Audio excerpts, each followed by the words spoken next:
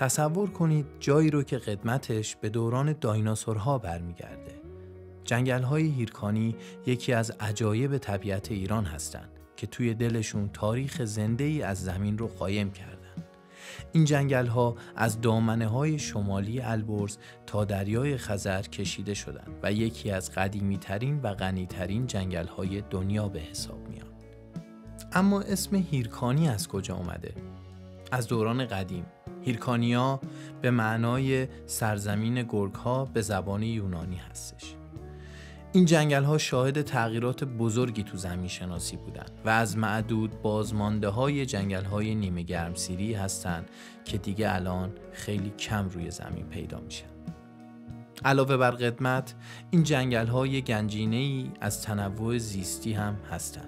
توی اینجا میشه بیش از 3200 نوع گیاه و 58 گونه پستاندار رو پیدا کرد، از جمله پلنگ ایرانی که حسابی خاص و کمیابه.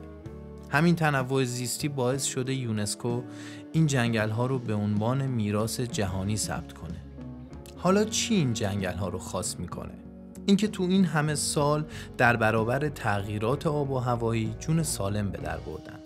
انگار یک کپسول زمانی هستن که موجوداتی رو حفظ کردن که جاهای دیگه منقرض شدن. اما اینجا فقط یه طبیعت ساده نیست. یه بخش جدایی ناپذیری از زندگی و فرهنگ مردم محلی اونجاست.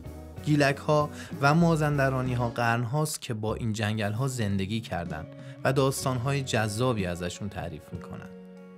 با این حال این میراث فوق‌العاده در خطره.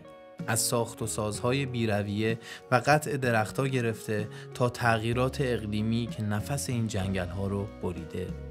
هرچند برای حفظشون تلاش‌هایی شده، اما هنوزم به کمک بیشتری نیاز دارن. جنگل‌های هیرکانی فقط یه طبیعت نیستن.